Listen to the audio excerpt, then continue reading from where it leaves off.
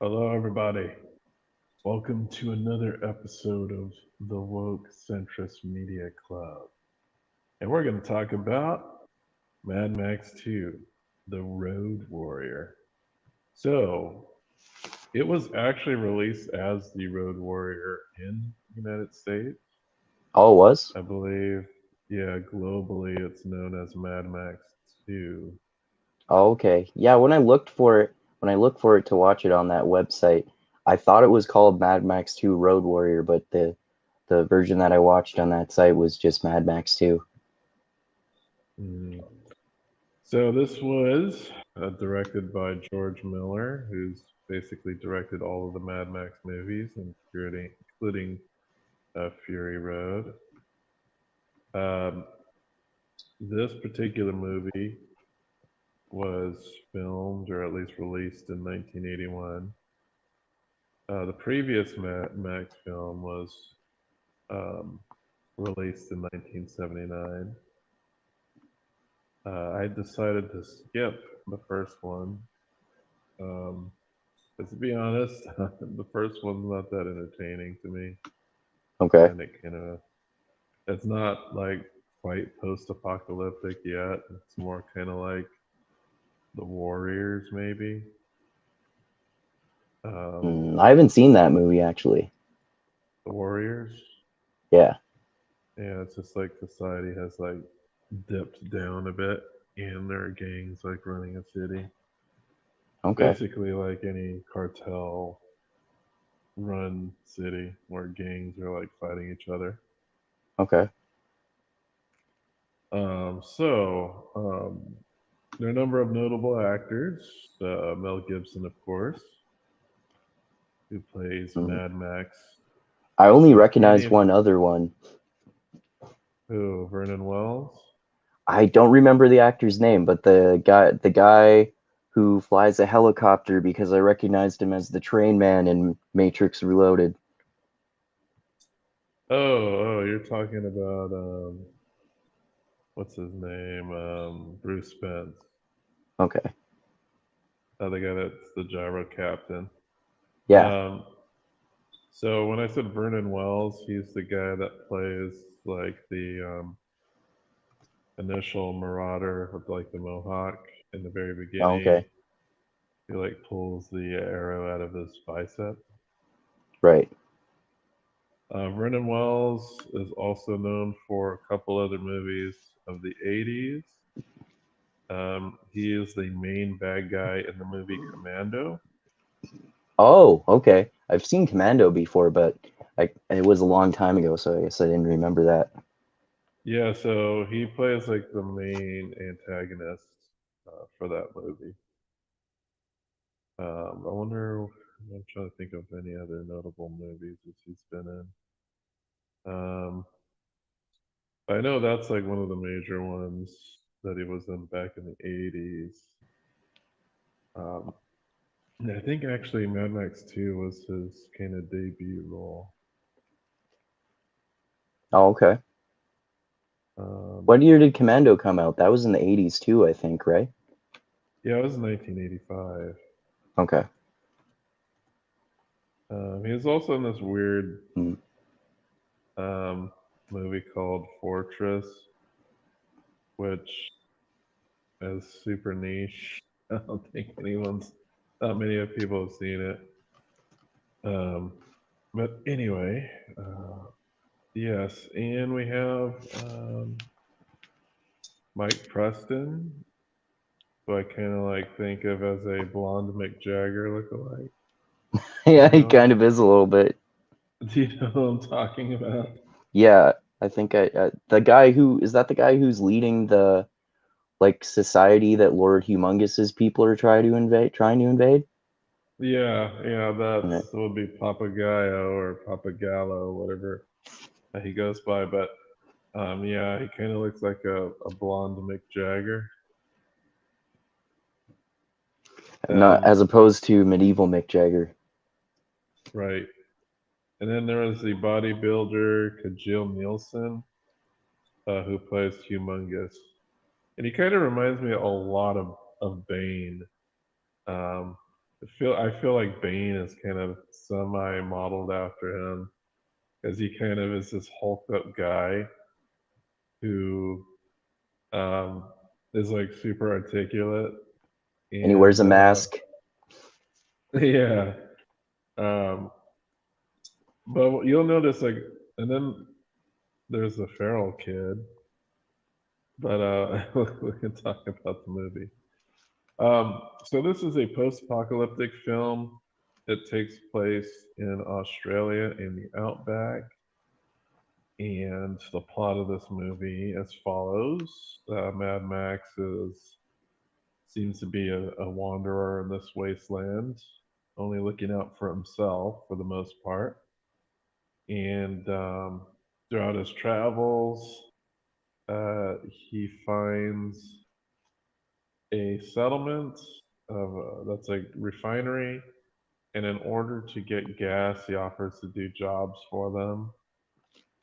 In the end, he does do a final job, which is to have them escape from the marauders who want to take over their settlement. Of course, there's a lot more that goes on in this, but one That's of the one. interesting. Go Sorry, go ahead. ahead. I was just gonna say that the aspect with him driving the tanker and that sort of stuff. That was one of many aspects that I thought was similar to Fury Road because, like I said before we watched and talked about this, I had only seen that one before. So it's interesting because it's kind of like Frank Miller copies some of the tropes from this movie and takes them on in Fury Road.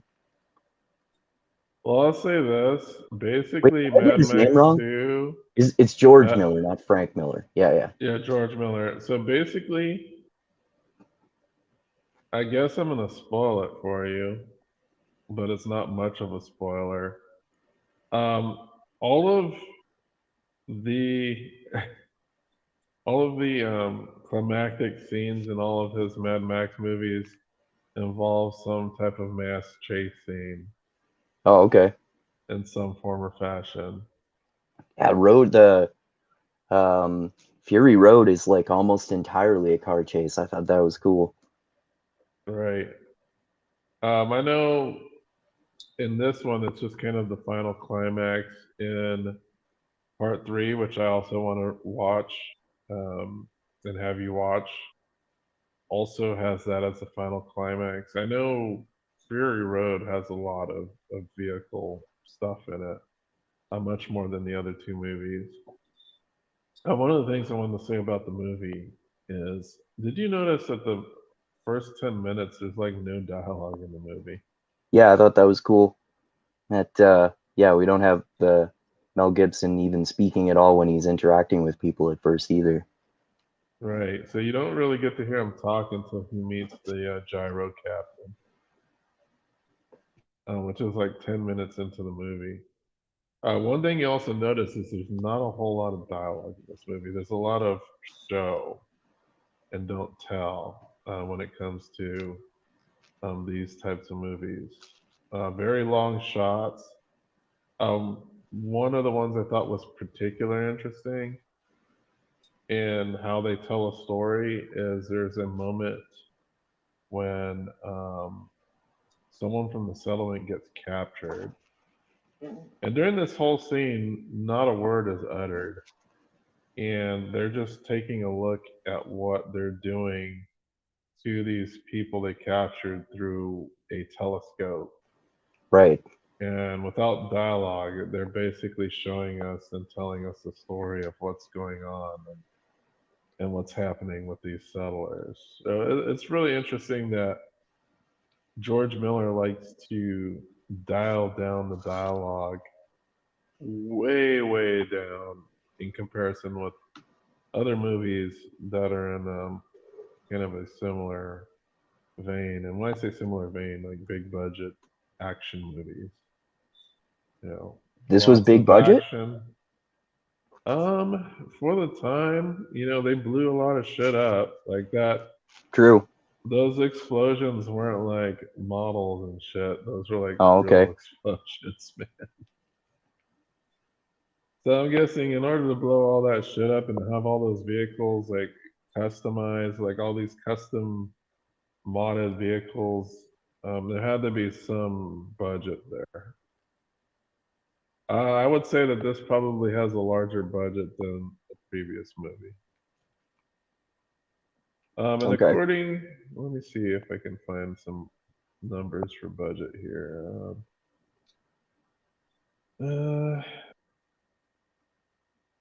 It was considered the highest grossing Australian film at the time.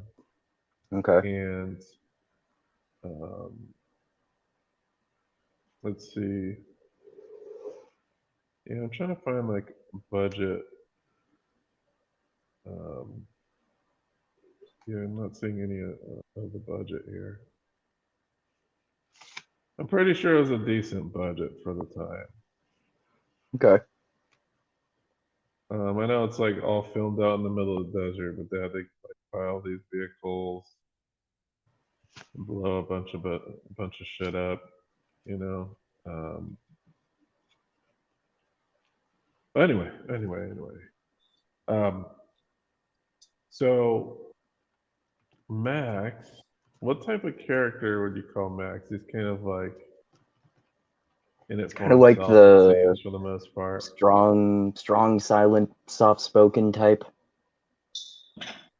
Yeah, he doesn't say much. Like the dialogue, um, his character dialogue is like very short. He doesn't monologue at anybody.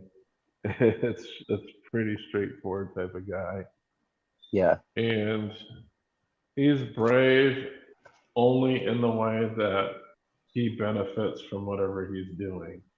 Yeah. Yeah, for sure. Oh, I just looked up the budget, by the way, and it looks like apparently the budget was 4.5 million and it earned 25 million, including Australia rather, at first, for a worldwide total of 36 million. That's a hell of a lot of profit. Yeah, 4.5 million in 1981 dollars is pretty decent. Yeah. A pretty decently big budget for that time period, I Yeah. would say. Um, but yes, I would call this a very minimalist movie. Yeah, yeah, for sure. Um, like there can't be that many locations it seems that they filmed at. And the scenes are so, no, I wouldn't say that they're quiet, they're just muted of dialogue. So were there any standout characters for you for this film? Um, Other than Mad Max, I forget what you said his name was, but the gyrocopter guy and that kid. Gyro Captain and the Feral Kid. Yeah. The kid's pretty much a badass. Mm-hmm. Well, Yeah, he's why like is it that helping you like the him. kid? Well, like what you just said there, he's kind of a badass. He's like shooting arrows and at the enemies and that kind of stuff. And then when Mad Max is driving the rig at the end, he's in the front seat with him at one point and is helping him fight off the bad guys and getting the last bullet for his shotgun and whatnot. Well, he kills like one of the lieutenants. I don't know how to explain this. The lieutenant, like right hand to the main bandit leader. Um, well, I guess it's his gay lover. I don't know how to explain it.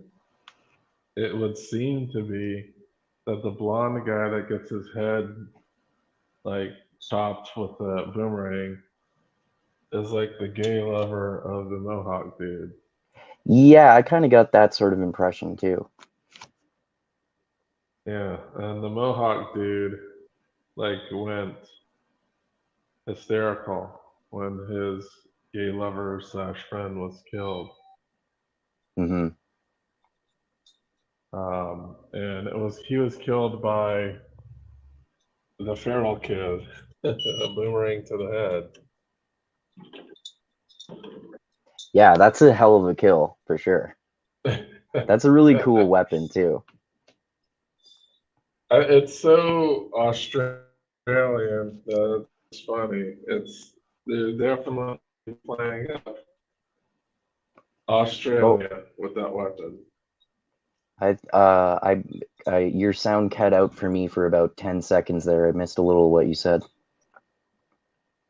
No, I'm saying that they were definitely playing up the Aussie angle with that boomerang. Oh, yeah, yeah, I think so. It seems like most of them, or maybe even all of them, talk with Australian accents too. Well, they're all of them are Australian for the most part. What do you think of Mel Gibson's original accent?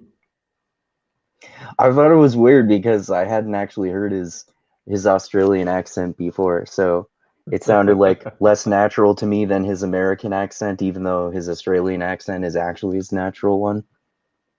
Well, it's weird that his Australian accent is a natural one, but his actual current accent is he adapted an American accent and he speaks in that accent Oh, he does like at in all real times. life now? Well, you've heard him talk and be interviewed. He doesn't use an Oh, yeah, I guess Australian that's true. accent. Yeah. I haven't seen him speak in public in a long time, but I guess if I remember correctly, when there was He all was that on controversy Rogan. about, oh, he was on, oh, yeah, I never watched that episode. You Oh, didn't okay. watch the episode when he went on Rogan? No. He sounds like an American. Oh, okay. Yeah. He sounds like the same as he sounds in the Santa Claus. Oh, okay. I don't think I saw him in the Santa Claus movie. The movie we watched, where he played the killer Santa Oh, Claus. oh, you mean that one? Oh, yeah, yeah, yeah. Of course. Yeah, Okay. yeah. So Yeah. he he kind of completely dropped his Australian accent and basically he just talks that American accent all the time. Okay. Yeah, imagine if Arnold Schwarzenegger dropped his accent. He had to get a coach Yeah. to maintain his accent, which is pretty Jeez. crazy. He would, I feel like Arnold Schwarzenegger would sound so weird if he if he actually had an American accent. It's funny too because sometimes he often plays American guys in movies and they just don't have an explanation for why he has an Austrian accent. Yeah. But that's the charm. Yeah. They just play as these cops and stuff, and it's like, yeah, they're gonna hire some German immigrant, some Yeah. buff ass German immigrant with a German accent. Yeah, that makes Yeah. a lot of sense. Um, so, so as far as the movie goes, it's pretty minimal. There's not a lot of fast. Well, how would you describe the pacing for this movie? Um, I'd say it's fairly well paced. I mean, or fairly fast paced. Definitely less fast paced than Fury Road, but it's still like there isn't a lot of drag between scenes or anything like that. There isn't that, and this isn't what I'm about to say is not a complaint, but there's not that much. There's like you said, there's not that much dialogue or character development or anything like that, and I appreciate that for some movies because you don't have to have that all the time. And for this movie, it works really well, I think. Right. Because the only real character besides Max is probably the gyro captain because he kind of does have a bit of a story arc in this movie as well. At first, he's just kind of this highwayman who tricks people with a snake, and then he ends up also becoming this heroic character that's also heroic, like Max is. Right. And he ends up, I think, getting the girl at the end of the day while Max goes off alone. Yep. That's kind of his deal. Yep. Um, but as far as the 80s-ness of the movie. Did this I could definitely detract? tell it was an 80s movie. It's hard to explain why though. The The aesthetics, maybe? hair? I'm not sure. The hair of some of the characters? Yes, definitely. Yeah. The hairstyles? Um, Definitely the hairstyles. Um, just like the filming sensibilities. Because I think action movies in the 80s didn't have, the same pacing that more modern movies have. Um, Especially like, action movies of current era have more of a breakneck pace. Yeah. I think even Fury Road, like you'll notice the difference maybe between Fury Road and this movie is that the camera cuts are longer in this movie. Seems that there are more camera cuts in Yeah, the yeah. modern That's films. that's definitely an aspect of I mean just older movies in general, regardless of how old they are. Yeah, like if you go to any action random action movie nowadays, like any Marvel movie or any Bond movie or any Jason Bourne movie, it's like a cut every 5 seconds or so, maybe even more than Right. that. Yeah, so in this movie, you'll notice that the camera lingers a bit more um, before cutting to another angle. Um, Another way to tell too is just fidelity and technology. Like one of the things I notice about the night scenes is that they're pretty difficult to see what's going on screen, Yeah. and that's kind of a telltale of 80s movies. They just didn't have the camera technology to pick up really good scenes at night. Yeah, yeah. Nowadays, if you watch a scene that's in the dark, I think most of the time it looks so well lit that I think this is dark. It's not even dark.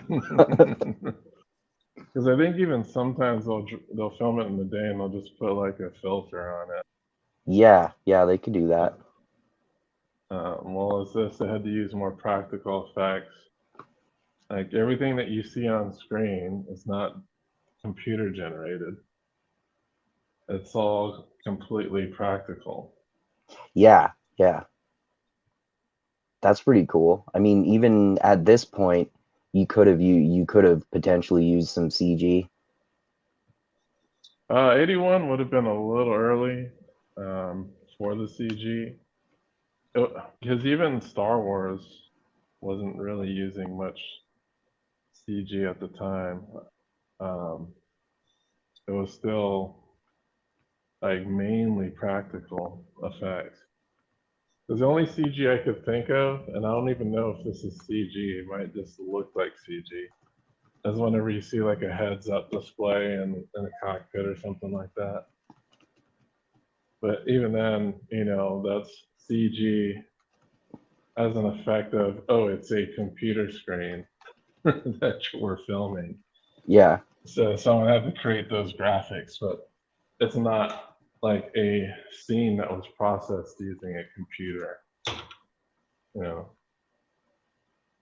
But I don't know. I kind of miss those types of practical effects. It was probably a lot more dangerous, and they had to use a lot of ingenuity to get big ass explosions on the screen, and these car chases, cars flipping over and crashing into each other. You know, it's a bit more exciting seeing that they actually had to physically produce these results in the real world. So yeah, yeah, that's one of that's the pretty things I cool. was considered. Yeah. So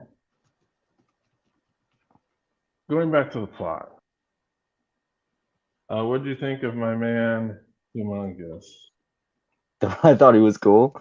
He's a good villain. That's another similar aspect to Fury Road. Road. Well, actually, no. I shouldn't say that because the in Fury Road, the big bad guy is a fat guy, but he also has like this big bodybuilder dude who's guarding him. So we're talking about Immortan Joe, right? Yes, Immortan Joe. Yeah. One of the things that George Miller likes to do is he likes to recycle his actors. So Immortan Joe is actually the actor that plays Immortan Joe in Fury Road played the main antagonist in the first Mad Max. Oh, wow, that's interesting. Yeah, and I believe a couple of the characters from this movie are in Fury Road as well. I'm not Okay. sure which ones. I think the guy that plays the Mohawk guy is in Fury Road. One thing I know for sure is that Bruce Spence, the gyro captain, is in Mad Max 3, but he's not the gyro captain in Mad Max 3. Oh, He's does he play a completely different different. role? Yeah, he's a completely different Oh, okay. character. Even though his role is really similar, he is a different character. Because when I first saw these two movies, I was like, is this the same guy and the same character? But looking at the synopsis of these two films, he's not even playing the same character, even though they look extremely similar. That's interesting. Yeah, so what do you think of post-apocalyptic Mick Jagger? I thought he was interesting. He was kind of like he's a more like a more amiable and friendly leader perhaps than you might expect in that kind of world, which was interesting. Right, because I know when they first met and he first approached this group, they didn't trust him and they actually restrained him and locked him up.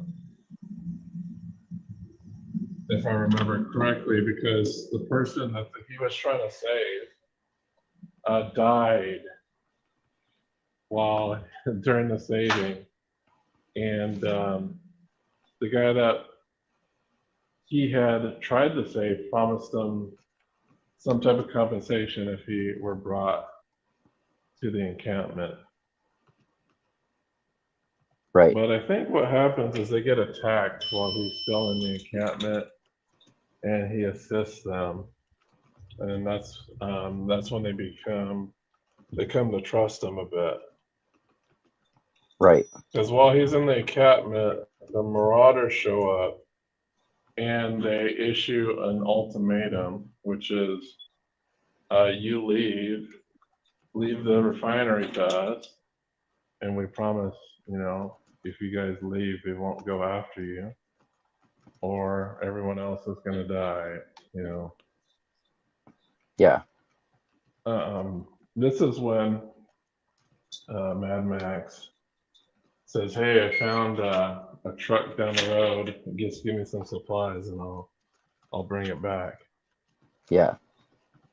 And he does do that for them in exchange for gas. Yep. But as he leaves the settlement, he gets attacked, and he gets almost killed.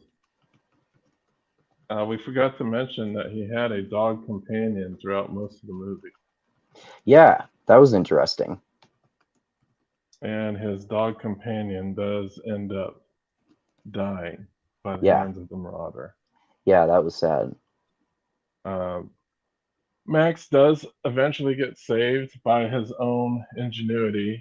The Marauders trigger his booby-trapped car, and they bite the dust for the most part. That was an interesting aspect of when Mad Max first met the gyrocopter guy too. He had set up a trap with his snake. That's another interesting aspect of his character, that he has a snake that he's kind of trained to attack people. All right, he sets his gyrocopter out, in the open, people go and try to steal from it, and the snake attacks, and it's a poison snake, so it ends up killing its victim. Yeah. This didn't work on Max. He was able to quickly subdue the snake. But even then, the gyro captain was able to sneak up on him from behind. But he did get the upper hand again. And that's because he had a gun unknown to the gyro captain, but the gun wasn't loaded. Mm-hmm. And we don't find this out until he finds some shotgun shells. It's like, the thing wasn't loaded. Mm-hmm. So he's like really pissed Yeah, off. yeah, I remember that part. So he's just And he's totally kind of bluffing when shrugged he's his shoulders. pointing his shotgun at him. Yeah. Yeah. I like the fact that because it's a sawed-off shotgun, he has it in a hip holster too, which makes sense because that makes it easier to access more quickly. Yeah, it's not hidden. It's just kind of has a leather hip holster for his shotgun.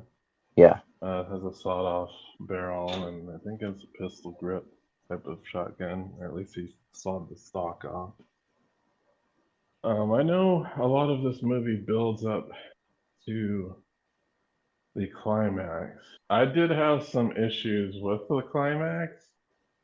Most of it was great, but I did have an issue with it. What was it? I felt the confrontation between Humongous and Max was a bit anticlimactic. Okay. Yeah, that's fair. I can see that. Yeah, it was kind of silly. I thought it was a bit silly the way Humongous died. Yeah. That wasn't yeah, I can see how that was anticlimactic. Yeah, for sure. Yeah, so it's like it just didn't make too much sense. I was like reading into it to see how this ending could have made sense. And it's that, oh, he didn't have control of his vehicle. That's why he smashed into the. But one of the reasons, one, he didn't have control of his vehicle, and two, he didn't know that Max had went in reverse course down the road, Right. which he did do at some point in time. Um, so, what was? Do you think Max knew that the tanker was empty? No, I don't think he did. Because I mean, it seems like he's, he does heroic things, but it's not like he has a heroic moral compass. He's kind of the anti-hero in some ways and acts like a hero reluctantly, and most of the time just is looking out for his own interests, like you were saying. So he did that reluctantly, and I don't think he would have done it if he had known that about the oil. Right. And there were a few people that died protecting this false tanker. Yeah. I know the 80s hot lady died. Yes. Papagallo died. And so did the guy who was handicapped, for lack of a Right. better Yeah. Yeah. term. The only ones who survived the encounter, well, the first guy that died was the guy that had like the, I don't know, kind of like the shufa around his head. I don't even know why I'm calling it a shufa. That's like a little Italian term. What is the? What are you talking about on his head? He has like his his head is wrapped up like he's wearing a, I don't know how to explain it, like some type of Middle Eastern head dress or something. Oh, okay. He's like the first guy that gets killed. Like a headscarf Yeah, he's like or wearing a one of headscarf. those turban or something. Yeah, he's wearing a headscarf. And one of the interesting Okay. things too is that there's definitely a wardrobe theme going on with these settlers. Like they were all wearing like the off-whitish garb. Oh, I didn't notice that, but yeah, that's a good point. It almost seemed like because of their garb, they might be a cult. Yeah, that's true. It doesn't But seem like there's any weird culty shit going on though. no, they're just kind of um, surviving out in the middle of the hellscape that is the post-apocalyptic Australia. But yeah, medieval Mick Jagger was going to be. Why am I calling him medieval Mick Jagger? Because Wheel of Time. Post-apocalyptic Mick Jagger Yes. first volunteered to drive this tanker out, and I forgot why they switched him out. I think he got injured or something, but even then, Yeah. both Max was also injured too. So, Yeah, that's true. Yeah, I mean, but it did seem like that in that particular moment, he had a rare feeling of sympathy for them. right, I think he just wanted to help him escape. Yeah. As post-apocalyptic Mick Jagger seemed like a solid dude for the most Hmm. part.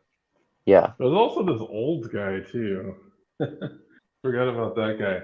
But he Yeah. wasn't the leader. He's just like some old dude wearing like a World War II uniform or something like that. Oh, yeah, I forgot about him too. But what eventually happens is they're playing decoy, and while they're playing decoy, the rest of the settlement gets out on the buses that they have, and they fill the buses full of petrol, as they would call it over there. I don't even, Right. did they call it petrol or did they call it gas? That's a good question. I think they might have called it petrol because I think they do that in Australia and not just the UK, don't they? Right. I think they probably use the same terminology. One of the cool things I thought was cool about their settlement is that it was surrounded by flamethrowers. Yeah, that was cool. That's a good method of defense if you have access to gas. Another interesting thing I thought was weird is like it seemed like sections of the settlement seemed not very guarded. Yeah. Like it didn't have an adequate barrier. It seems like some of it was just guarded by like a chain link fence or something. Oh, okay. I didn't notice that as much, but I mean their main gate was fairly well protected with the flamethrowers. But then the door was just covered up by a bus, obviously. All right, so from the post-apocalyptic vehicles, did you have any favorites? Hmm. Uh, no, I don't think so. They were pretty cool though. Oh, I just looked it up by the way, and apparently in Australia, gas is referred to as petrol. Okay, that's probably what they called it in the movie then. Yeah. What did you have a favorite vehicle? There was this one that looked pretty unique. It was just like kind of this red hot rod with a pneumatic like arrow gun on top of it, Pneumatic what? like an arrow shooter. It shot arrows Oh yeah, yeah, that was cool. Like the and it shot giant like four at a crossbow kind of. time. Yeah. I was like, holy crap! Like these people are pretty ingenious with their little things. And I thought Papa Gallo's vehicle looked pretty interesting. Yeah, it did. Looked kind of like a roller skate or something. I don't know how to explain it. Yeah, it did a little bit. But from what I've researched a little bit, that vehicle actually pops up in Fury Road also. So they Oh, tend okay. to reuse some of these vehicles for the other movies. Oh, okay. I was thinking too, like I was thinking when I watched Fury Road before I saw this, um, and this was even more so in Fury Road. I think when gas is in such short supply, why do so many of them drive these fucking giant gas guzzlers? I don't know, man. They're like V8s and shit. I don't know. Like, Yeah, yeah, like all of these vehicles are likely gas guzzlers, but also we're thinking of like the 80s, like very early 80s. hmm So I think most Australian vehicles were probably gas guzzlers anyway. yeah.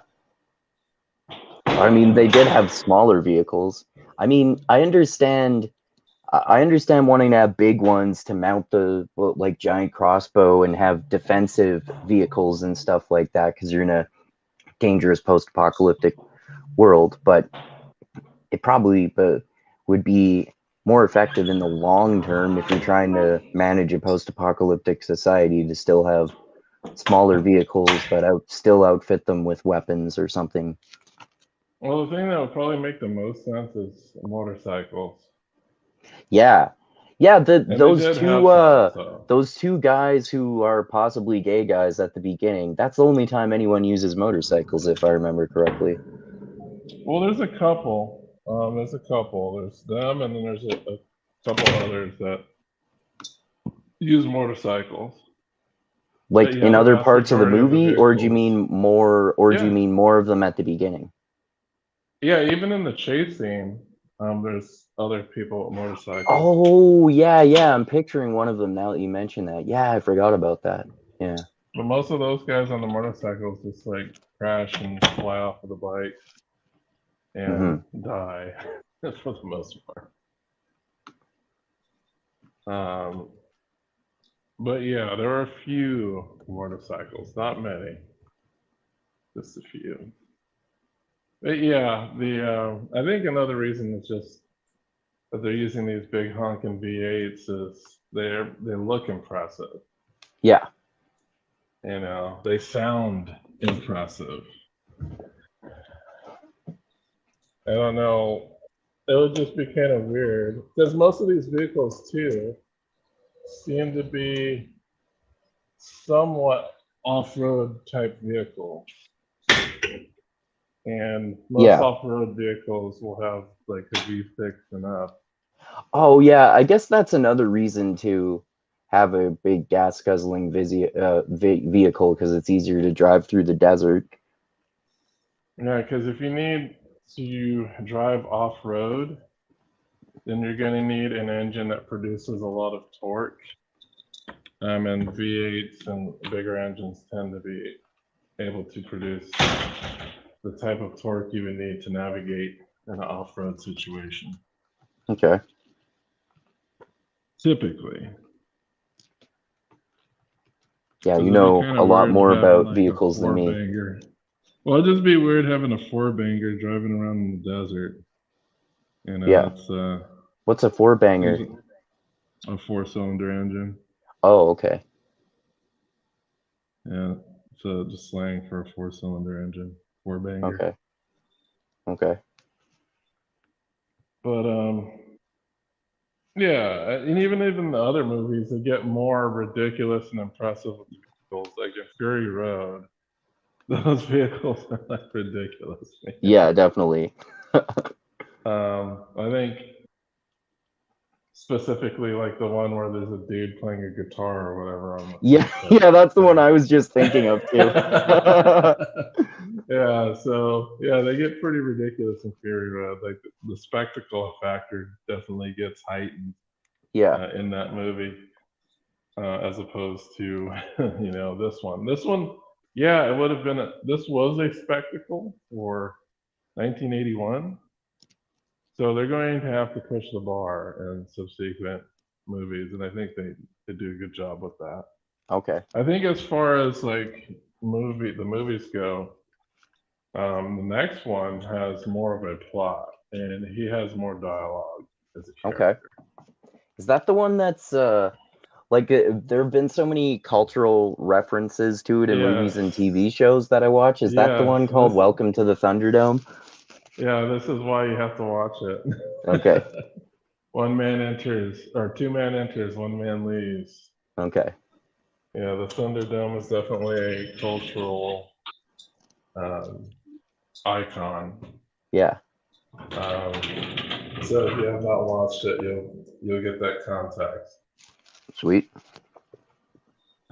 And the Thunderdome, I think at that time, the concept of the Thunderdome was a pretty radical concept at the time, Okay. which is a post-apocalyptic gladiatorial arena Yeah, I thought it was something where like that. they're using like crazy weapons and shit to fight each other. You'll see it once we watch it. You're gonna be like, "Oh, this is kind of nuts." And if you're a kid watching this shit in the early '80s, it definitely seems pretty crazy. I bet, man. Right in this era, it's gonna seem pretty tame. But I don't know. I was watching this stuff when it came out, and it just seemed like back in the '80s, things like movies had much more of a wow factor just for the fact that that's the only place you will get to see this type of action happen. Oh yeah. Yeah, I bet. And it's not like they were playing movies and you know, it's different now where we have anything available to us at our fingertips. Yeah, Whereas definitely. back in the 80s, it was an event when you were Yeah. able to see any of these things. Yeah. And then you had to wait like over a year for the VHS to come out. Right, right. I remember you still had to wait a year after the a movie was in theater to get the DVD of it at first. Yeah, those wait times are significantly short. Yeah. Now like if a new movie is in the theater, especially if it's a Marvel movie or something, I figure, well, I can watch it on Disney Plus in a month. Right, for sure. Yeah. So, did you want to make any comparisons with it between this movie and Fury Road? Like some of the similarities, some of the differences. It's been a while since I've seen Fury Road. It's probably, phew, I hadn't seen it since it came out. Oh, okay. When did you Yeah. watch it?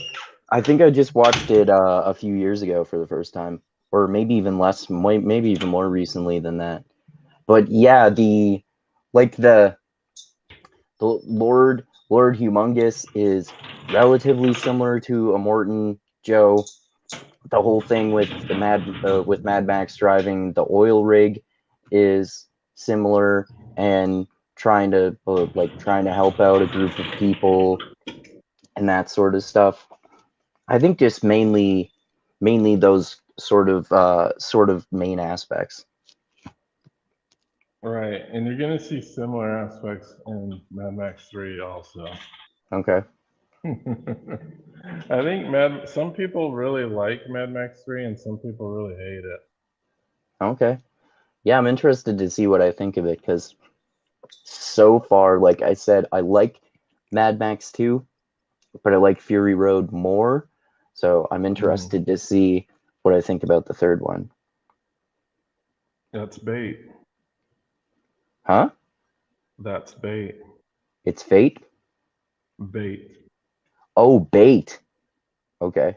What do you mean? You know, that line in Fury Road where they're driving through the desert and there's a guy, I think like in like a makeshift tower that's kind of just hanging there. I think he's like screaming or something. Oh, right. Oh, yeah, yeah.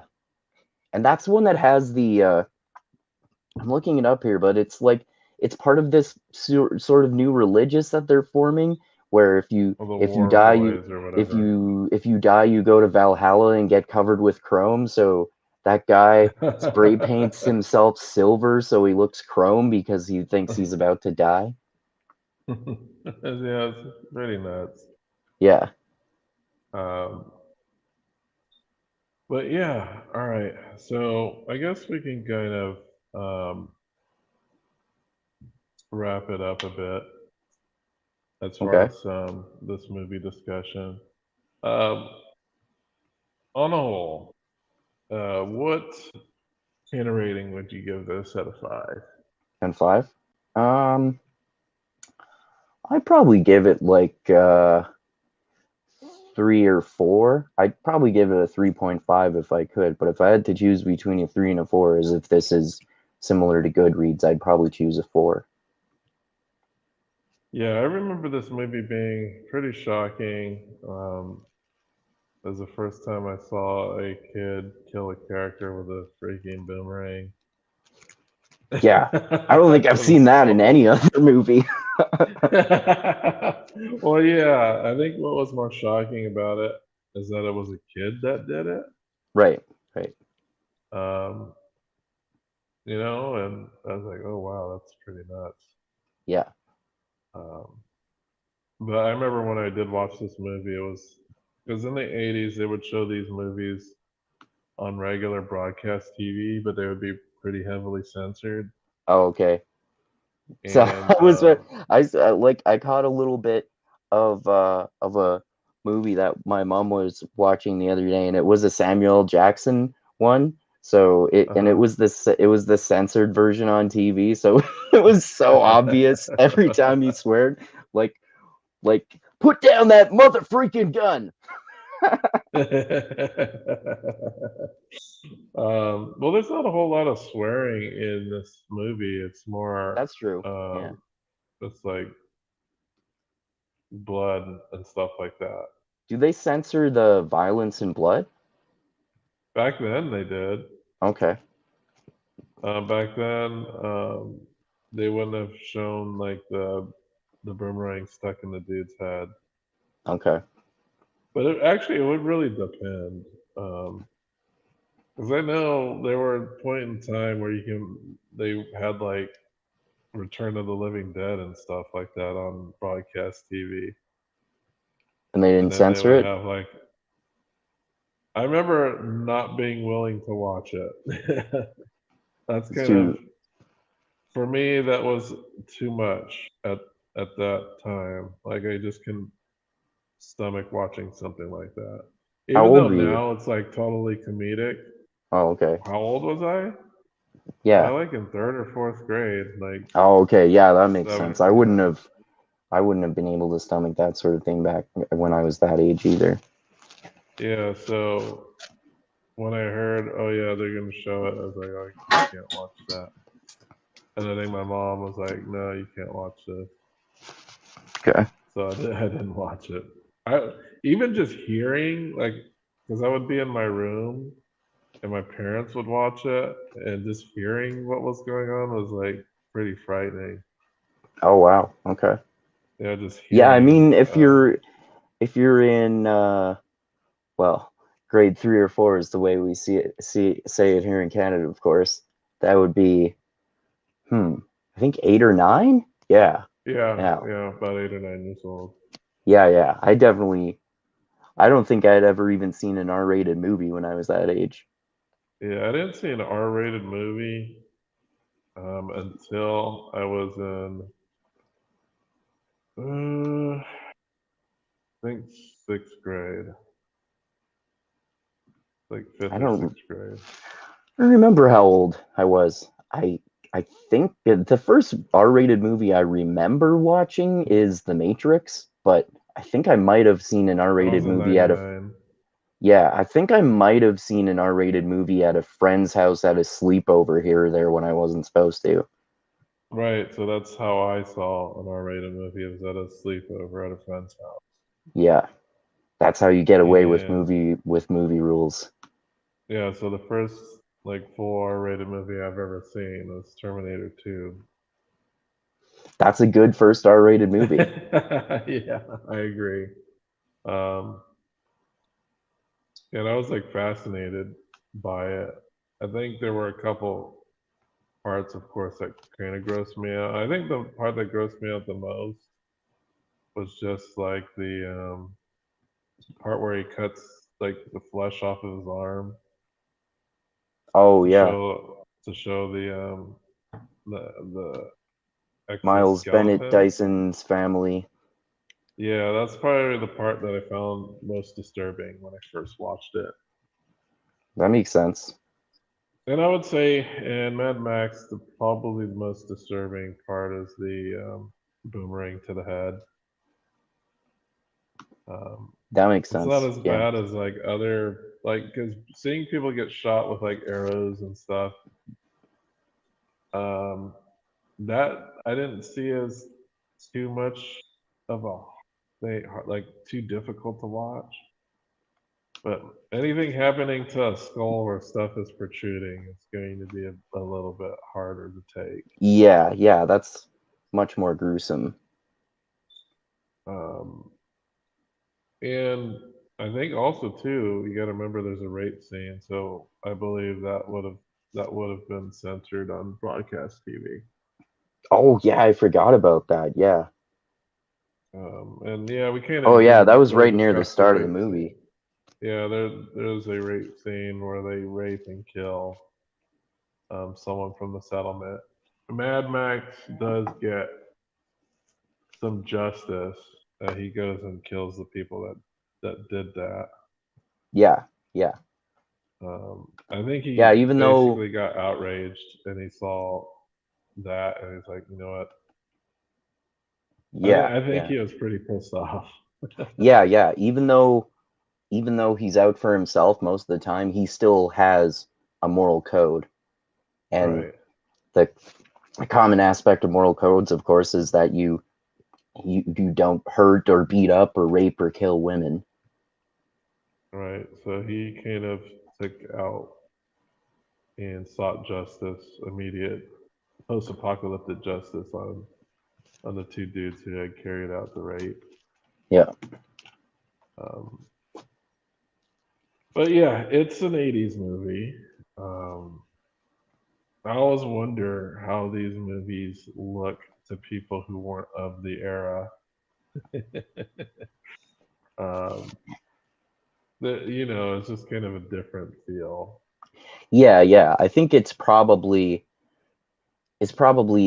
less less exciting to me than it was for you because like you're talking about uh it's from a different generation and I had seen it before.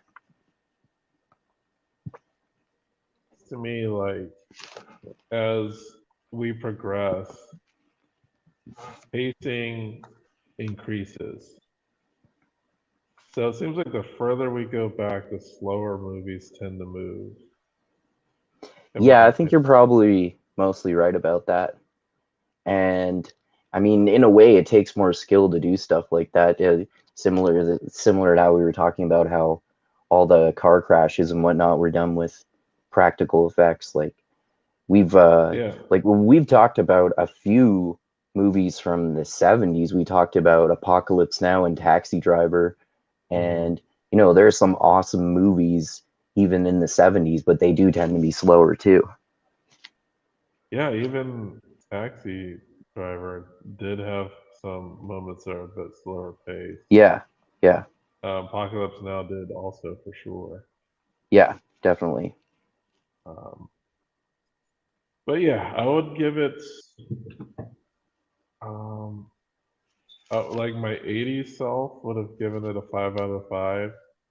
As anytime a Mad Max movie came on the TV, it was like an absolute event.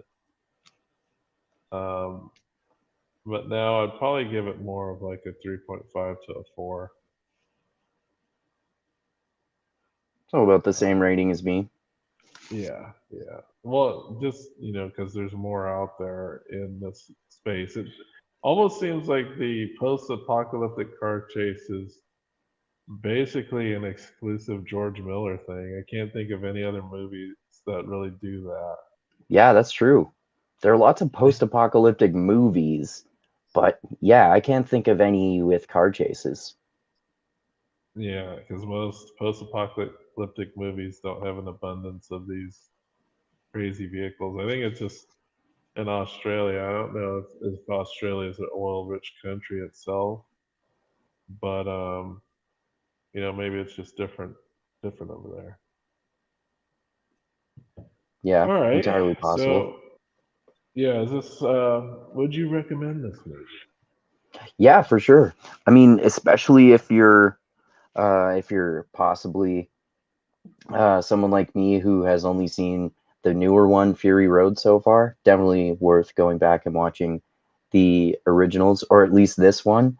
And I know if you usually like a movie, I usually don't like it too. So based on your recommendation, I won't watch the first one because we don't always have the same taste in movies, but we have similar ones, and usually you are more likely to like a movie than I am. Yeah. So Yeah, it that's has a why. load more dialogue, but it's not. I don't know. It's just not the character Mad Max. I think is defined by his lonely self-interest, and that's not what at all. His character is totally different in the first movie. Oh, okay. How is he different? Well, he's a cop. Oh, One, okay. he's married, and one, I think he has a child or his wife is pregnant. I'm not really sure. And there's a way more dialogue in it. Okay. So he has like a house and a family, and he works for this like police force, and it's way much different movie than any of the sequels. Like the sequels are all very similar, but when you get to the first movie, the character is like almost night and day. Hmm. Okay. Like it'd be worth checking out just to check out like the origin story of this character. But past the origin story, it's like, it's not the iconic Mad Max that we get from the other movies. Okay. Hmm. That's weird. Um, because he's just a cop dealing with a local gang that's terrorizing the town. Right. Okay. That's kind of And it's like you the said, it's kind of the start of the process that leads to the post-apocalypse. yeah, like there's still civilization with like cars and shops and police forces and stuff like that, but there's definitely a decline because gangs have a lot of power, criminal Okay. gangs at least. Okay. Um, but yeah, it's not something.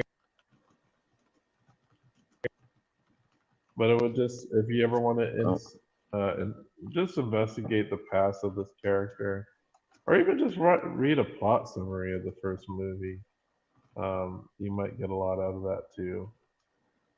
okay. Cool. Yeah, that might be worth doing at least. All right, all right. So, were there any maybe books that you wanted to talk about that you might have read recently? Sure. Yeah. So as you know, I've been reading Wizard and Glass, which is the fourth Dark Tower book that you and I are going to discuss on our channel, I believe next week sometime, ideally. And also been reading.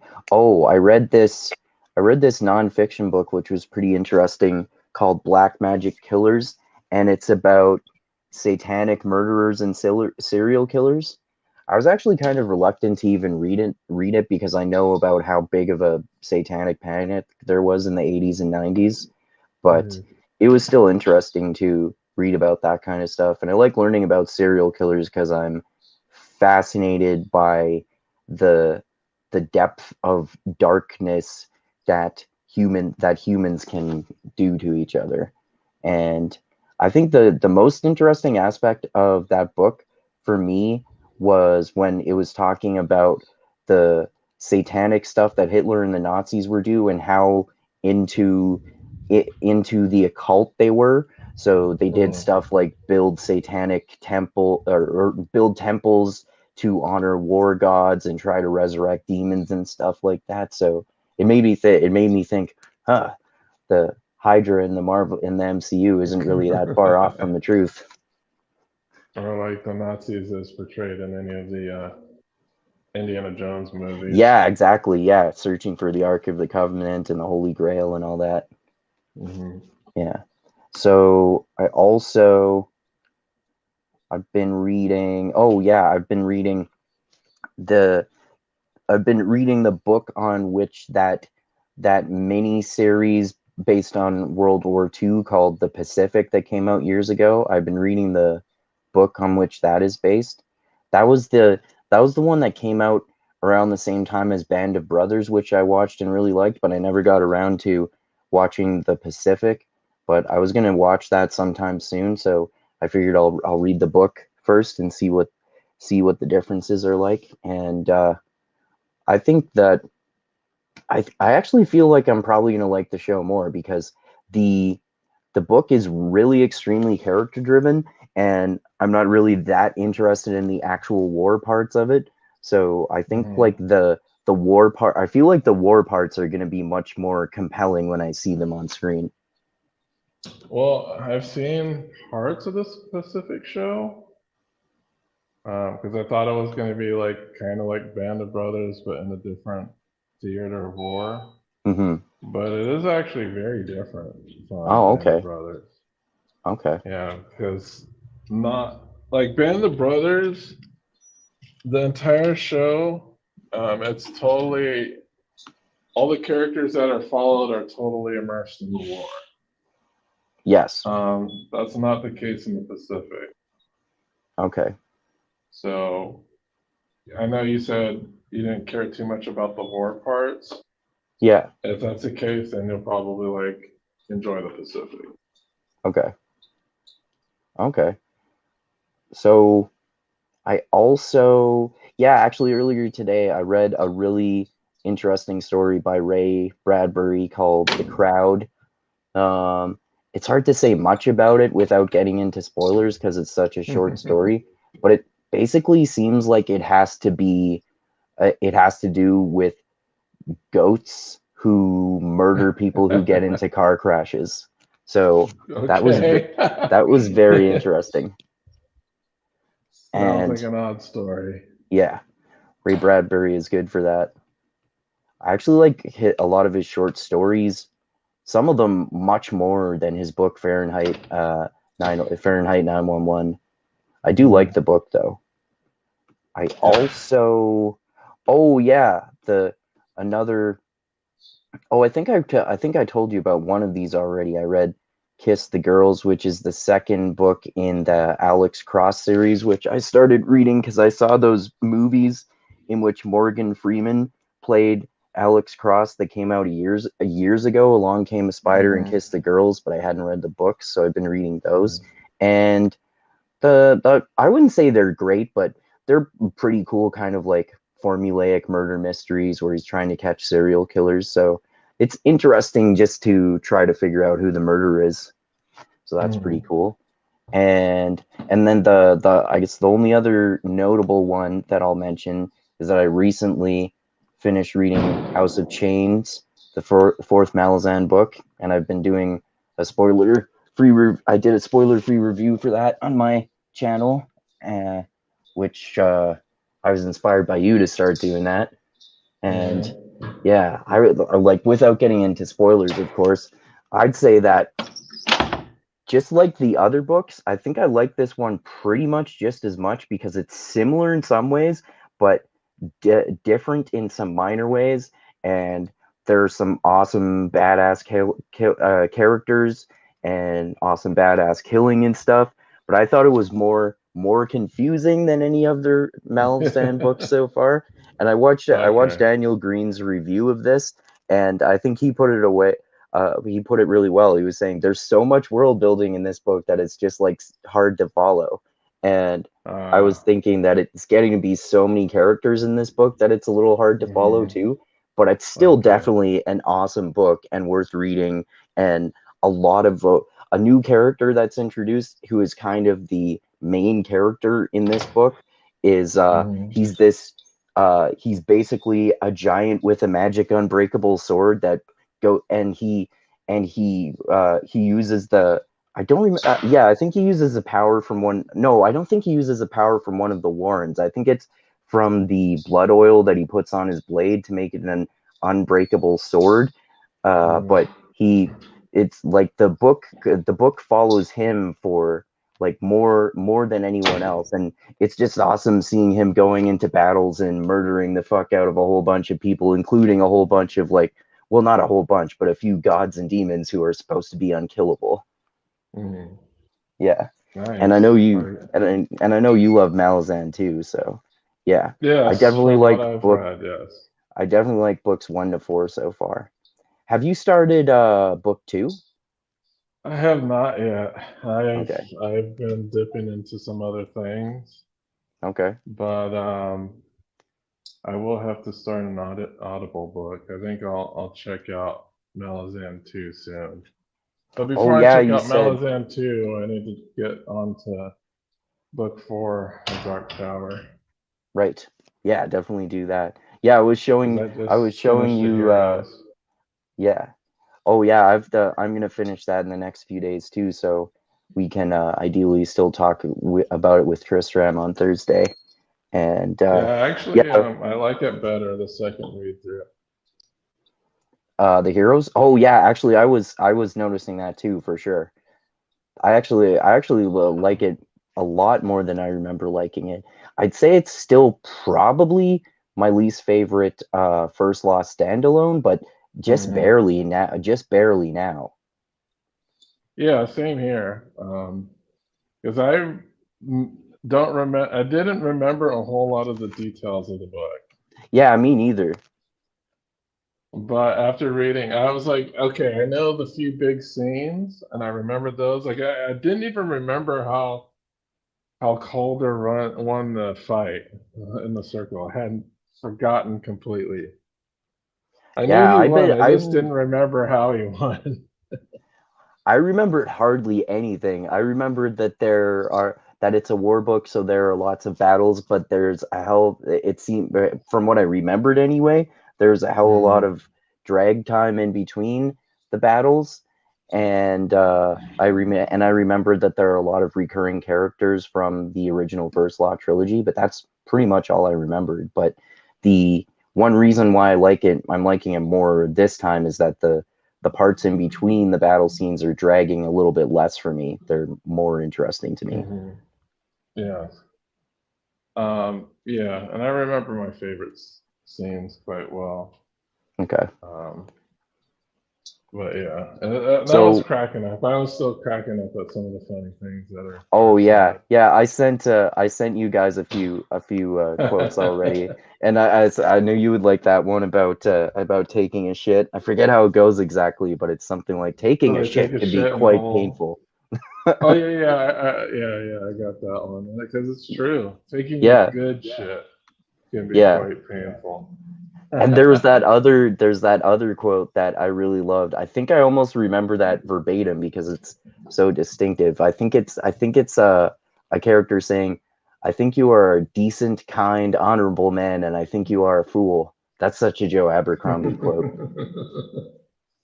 Yeah. Um, and I was thinking about the character morality as well while listening to this one. And I was like, you know what? Crimson Crawl is a pretty stand-up guy. Who? It's not Herndon Crawl. I don't even remember that character. Have you gone back to the heroes yet or not?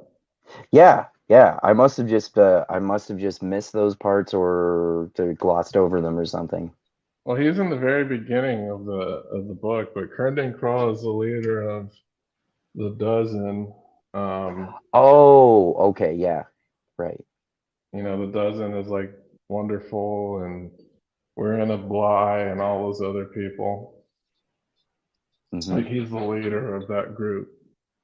But his like motto is like always do the right thing.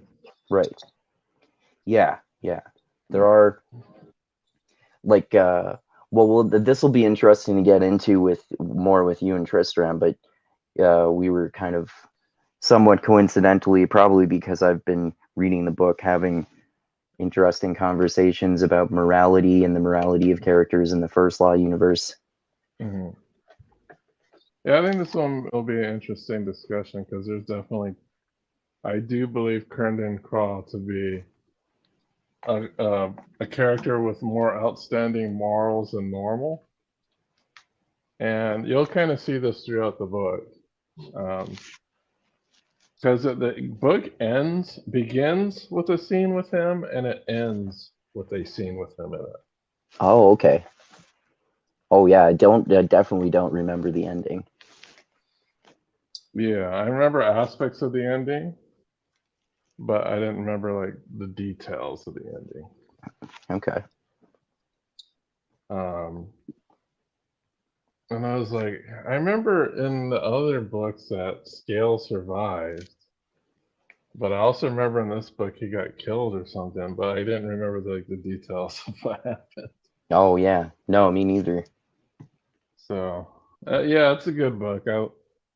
I think I enjoyed it much more this time than I did previously. Yeah, me too. So, what Uh, have you been reading? so also I finished the main Ranger's Apprentice series, which is like 10 books long. Oh, wow. I was gonna ask you if you, for our next video that we do on your channel, if you wanted to talk about Ranger's Apprentice 2, The Fifth Sorceress 2, or Logan's Run 2. I'd probably be better equipped to discuss Ranger's Apprentice too. Okay. The Fifth Sorceress is gonna take me a while. Because I'm like reading it slow pokey mode. I think I've only Okay. gotten through like the first section. Of the second book? No, I'm on the first book, man. Didn't we The already Rangers talk of, about the first book? we haven't talked about Fifth Sorceress. I thought we did. No. No? Oh, okay. Well, remember, I've only listened to like the abridged version. Oh, okay. So I have not, I'm actually liking the unabridged version. It's not bad at all. Hmm. I'm That's not what like, I remember having similar thoughts. I was like, okay, this is not bad. I don't know where all the complaints are from, but Yeah, I mean, I okay. thought it was pretty decent too. Not an amazing book, but I'm pretty sure I gave it 3 stars. Yeah, so I'm enjoying what I'm reading so far. I'm not like, it's not, I'm not, I, I'm liking it better than the first book from the other series that was panned. What was Oh, it? Sword of Sword Truth. of Truth. Yeah. Yeah, me too. The writing is a much higher caliber than Sword of Truth. It's basic writing, but it's not sappy and like the character dialogue isn't fucking ridiculous. You know what I mean? Like how the character dialogue is in the Sword of Truth between Kaylin and Richard. So I think it's kind of a step up from the Sword of Truth, personally. Um, but yeah, I've been reading through the next Wheel of Time book that we're supposed to cover. Okay. I'm trying to think of anything else, but yeah, I've read a bunch of the Ranger's Apprentice books. Okay. Um, Yeah, I and can read the second one soon if you want to discuss that fairly soon. yeah, we could do that. It's a fairly short book, as most of them are. Right now, I'm listening to a short story anthology in the Ranger's Apprentice universe. Oh, Seems okay. that most of these short stories are prequels to the main story. So I'm enjoying that so far. Okay. Cool. Yeah, I think you put I think you put most of those books in one of our audiobook folders too. Yeah, I need to put more of them because I got all the way up to book 10. The last book was interesting because it took place in like a fictional, like fantasy Japan. And it's funny because I've been learning Japanese and everything. And they use a lot of Japanese, like straight up Japanese words. And it's funny because, of course, they pronounce these words wrong. But Right. at least they have the meanings, at least the meanings are correct. And it's funny, like, oh, what does this word mean? And I already know what it means. And I gotta wait for them to translate it. Cool. So it's pretty interesting. But I liked it. I thought the ending was a little anticlimactic to that particular book. Okay. But What there is a what large scale battle at the end of it. what number was that in the series? It's the last one. It's called The Okay. Emperor of Nihonja. Okay. Yeah. And it's the last one in the main series. I know there's like some spin-off series.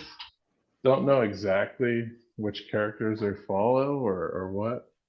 But I do know The Emperor of Nihonja is like the last one in the main series. Okay. But yeah, that's pretty much it. I haven't really read any nonfiction. The only nonfiction I'm taking in is Japanese related lessons and material. That's just kind of been my focus for nonfiction for now. That's cool. But yeah, that's it. I think my goal is just to be conversant and possibly being able to watch Japanese content without subtitles. Like anime. Yeah, or like TV shows and stuff, and movies, and also reading. So I also want to be able to read it Read at a manga. pretty decent level. What's that? Read manga in Japanese. I'll read manga or any other content like novels Sweet. and things. Oh man, Yeah. I read that. I think I told you about it at the time. I read this. I forget how long it was exactly, but an over 1,000-page, really weird book by a Japanese author. I think it's What was it called. about? I think it's called IQ 84.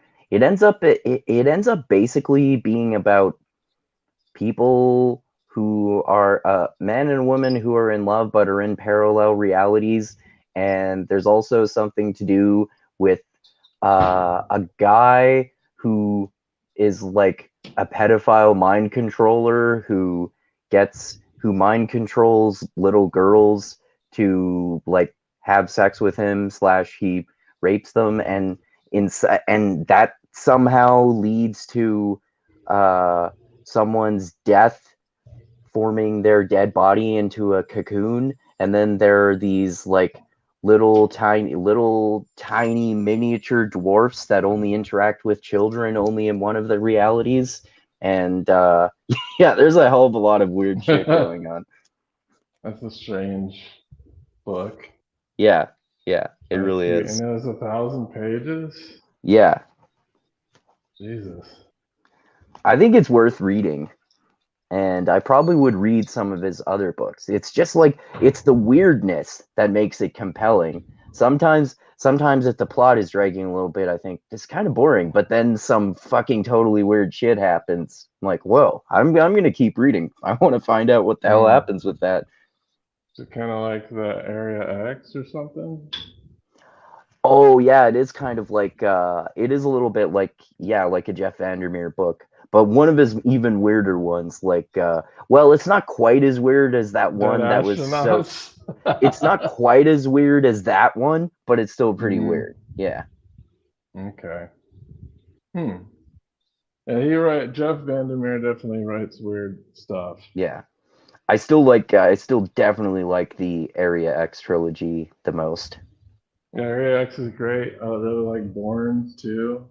Yeah, we talked about that one, didn't we? Did we? I don't think we did one on Born. Oh, I thought we did.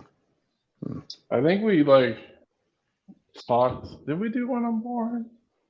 I'm gonna look that up right now on YouTube. Yeah, I you thought can we did. check. I don't know if we did one or not. Because if we did, I definitely didn't reread it. And if Okay. we did it, I would have wanted to reread it. But maybe it's possible we did one on Born. I don't see it. Probably did, maybe. I don't know. You don't see I it think it was anywhere? a while ago if we did. Hey, wait a second. Yeah, we talked about the first Ranger's Apprentice book. Yeah, we did the first one. Oh, I thought you. Oh, wait, no. I'm confusing that with the Fifth Sorceress. Right. That No, was the Fifth one. Sorceress is the one I haven't finished yet. Yeah. That's the one I thought that we had talked about, but we hadn't. Oh, no. Yeah, we would be talking about the second book, Yeah. which is Burning Bridges, I think. Okay. Yeah, I thought we had talked about Born. Maybe. It's possible. It's certainly possible. Didn't pop up when I searched Woke Centrist Born on YouTube. Because I know There's we probably. talked about. Did we talk about a different Vandermeer book? I think that was the one because I remember that was your favorite other than the Area X trilogy. Right. Maybe. Maybe. I'm not sure. Maybe we didn't. Maybe 'Cause we I've didn't, only or read if Born we. once. Maybe I know we for sure did, I haven't or reread it. maybe we didn't, or if we did, it was many months ago. It's possible we could have talked about Born and what have you read or something like that. Yeah, maybe we did that. That's possible. Yeah. So next time we have some options. We could do Ranger's Apprentice. We could also do the next Mad Max. I think I prefer Ranger's Apprentice 2 next, just for variety. All right. So that'll be our next endeavor. All right. That will be Ranger's Apprentice 2. And I'll have to reread that one again, which is no problem. I reread the first one in like a day. They're fairly short. Are they all fairly short? Yeah. Well, no, not all of them. The Nihon Ja one was a little bit longer. I think as they get longer. The first few books are fairly short, and they do get a little bit longer as they go on. Okay.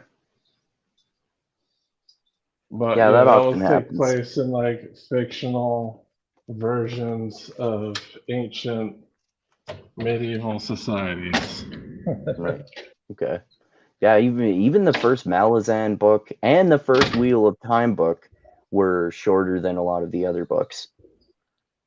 Oh, Malazan, even that book is what, I remember it's over 400 pages, but it's not like super long. Oh yeah, the first Malazan book is somewhere around 900 pages, and that's short for a Malazan book. Was it? Because I know my I guess it's just the Kindle version I had was like 400 something pages. Oh, okay. I think I had maybe the mass market paperback. Yeah. Yeah, mass market tends to like bump up those page numbers pretty high. Yeah. I don't think they would by 500 pages though. You never know, man. Those mass market paperbacks can get pretty thick. Yeah. All right. So next meeting we can talk about the Ranger's Apprentice 2, and what will we be doing on your channels. Yeah, like I was saying before, everyone watching should check out my channel, Mindgasms, where, like I was saying, you and Tristram and I, our fellow fantasy nerd friend, will talk about The Heroes, which is the second standalone novel in Joe Abercrombie's grimdark fantasy series. And so that'll be interesting to discuss because, like we were saying before, because it's so grimdark, you can get into interesting discussions about morality of the characters. And also, like we were saying, both Dusty and I like it more than we did in our first read through, but still think it's the worst of the first Lost Standalones, and it's Tristram's favorite one. So that'll be interesting to discuss. And yeah, check out my channel with all that kind of stuff and more to come, of course. Sweet, man. All right. So, yeah, we will reconvene and talk about the Ranger's Apprentice. And then on your channel, we got a couple things to talk about, including the heroes. I know coming down the pipe is the fourth Dark Tower book 4. in Dark Tower. I'm excited Yes. for that. Me Really too. excited Wizard for and that. Glass. Yeah. It's Yeah, interesting because this doesn't get into spoilers, but we start to finally get into a lot of Roland's past. So that's pretty interesting. Nice. Yeah. Yeah, I would really like to learn more about his past for sure. Yeah. It seems like the most we've gotten from his past was from the first book, and it hasn't really been discussed since then. Yeah. They definitely get into that a lot in this book. They're from the point that I started reading yesterday until the point that I'm at now, they're still in flashbacks. So they're telling you a lot about his past. All right, cool. Can't wait. So much homework to do, man. Yes, fun homework. So much book reading and homework. Yeah. I am happy for it. But yes, we'll reconvene in a week with our various channels and books. And thank you guys for watching. Please smash the various buttons, including liking and subscribing. Don't touch the unlike button.